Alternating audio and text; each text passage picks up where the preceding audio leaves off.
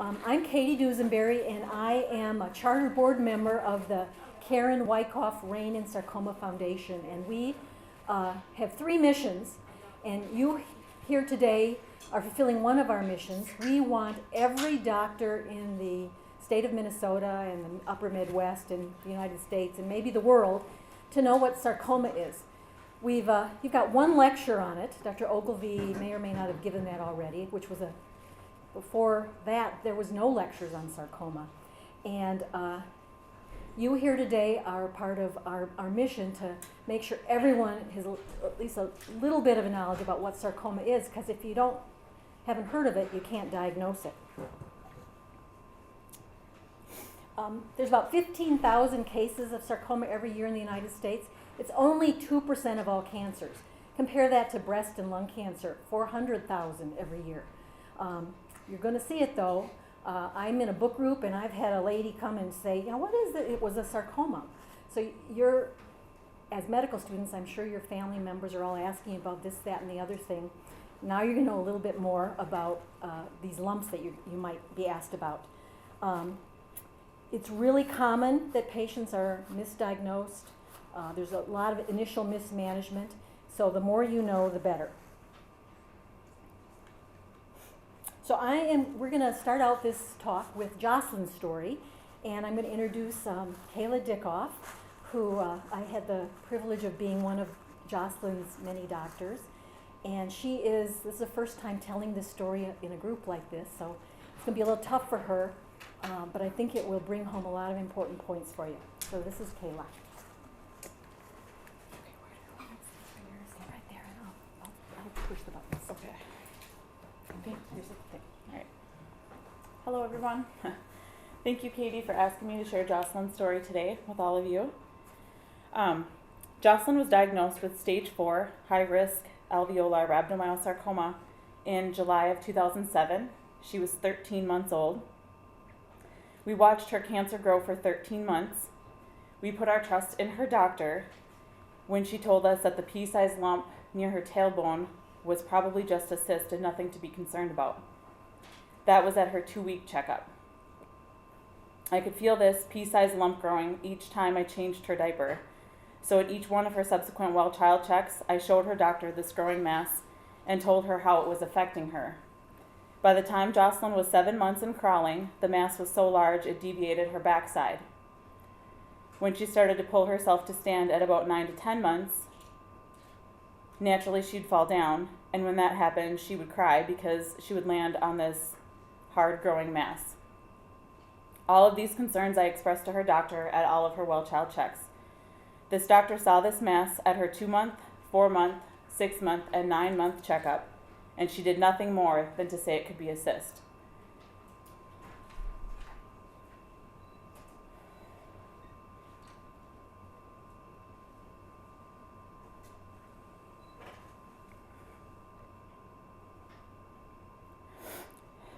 She did not consult one of her partners. She did not refer Jocelyn to a specialist. She did not even document this mass or any of my concerns in her medical record. She did absolutely nothing.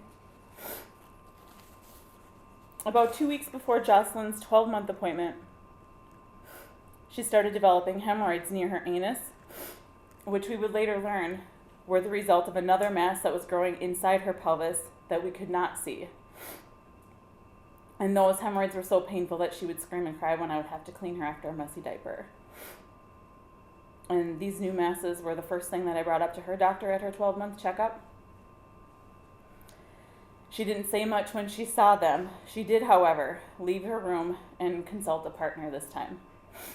And that was the first time that she ever did that. She watched this mass get bigger and bigger at each one of Jocelyn's well baby checks, and yet waited to consult a partner until there was something new. It went from pea size at 2 weeks of age to golf ball size at 12 months of age before she did anything about it. The same day we saw a pediatrician who thought the mass could be a blind pouch and had a surgeon come in to take a look. Because of the size of the mass and Jocelyn's age, we were referred down to the university here. Jocelyn saw Dr. Acton on July 5th, 2007, who ordered a CT scan of her pelvis. And you can see this image up here. The bottom arrow is pointing to the very large mass that was connected to her tailbone, and the top red arrow is pointing to an inguinal lymph node that was enlarged. The following week, Jocelyn had an MRI at our local hospital, and while getting weighed that morning, I noticed a hard marble-sized lump in her left groin. It was then that I knew in my heart that my baby had cancer.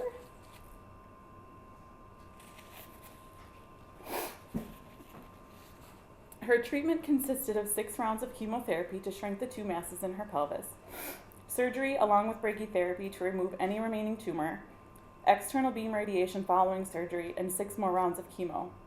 It was an extremely emotional year. Most of it was spent in the hospital. Post-treatment scans of August 2008 showed no remaining cancer. We remained cautiously optimistic that it would stay gone forever, especially when she made it a year post-treatment with no sign of it. Our optimism was crushed, though, in April 2010 when a new tumor was found, again in the original site. Jocelyn's oncologist told us she would need more chemo and that it was unknown as to whether or not it was going to work. Jocelyn endured this chemotherapy, another surgery, which left her with a colostomy bag, and more radiation. Post-treatment scans again showed no sign of rhabdomyosarcoma. Jocelyn started kindergarten in the fall of 2011 after completing her second fight with rhabdo that summer. However, she wasn't far into her first school experience when cancer reared its ugly head once again. Halloween 2011 was spent at the university when she started another round of radiation, this time combating the beast a bit higher up in her pelvis. Chemo was resumed until the following summer when scans showed no visible sign of cancer. She was given a summer break, so to speak, so she could enjoy being a 6-year-old child. And that's really all it was, because in the fall of 2012, cancer returned in her abdomen, particularly at the head of her pancreas and surrounding her great vessels. She had to take a break from first grade, which she loved, for radiation that November. She also had more chemo, a pill to take this time every day, along with an infusion once a week. While on radiation, she started losing weight, and to help combat this, I chose to have an NG tube placed so we could give her formula. And you can see that tube in her nose in that picture. She wasn't thrilled about it at first, but after learning she could have some of her liquid medications put through that tube, then she didn't think it was all that bad. 6 months after radiation, she got a long-awaited gift, a new baby sister, whom we let her name Harper. Jocelyn already had 2 brothers, so she was super excited to finally have the same number of girls as boys in our family. The very next month, June 12th, she turned 7. She spent her entire birthday week in and out of the clinic and hospital trying to figure out why she had a fever and to replace her NG tube. The week after her birthday, we found out that she had new tumors. This time they were in her chest. Her baby sister was 6 weeks old when Jocelyn started radiation for the 5th time of her short life. Radiation lasted all of 2 days before Jocelyn told us she was tired and didn't want to do it anymore. I was on the phone almost immediately to her pediatrician back home to try and arrange transfer to our local hospital so she could live out her last days closer to family and friends. She got to have the best birthday party in the world, though. Mani-pedis for her and 3 friends given by volunteers from a local cosmetology school, and a private viewing of the movie Despicable Me 2 in her hospital room. One of the ER nurses from our local hospital who loved her so much arranged for a copy of the movie to be flown in just for her party, and it wasn't even in theaters yet. It was a really, really good day for her.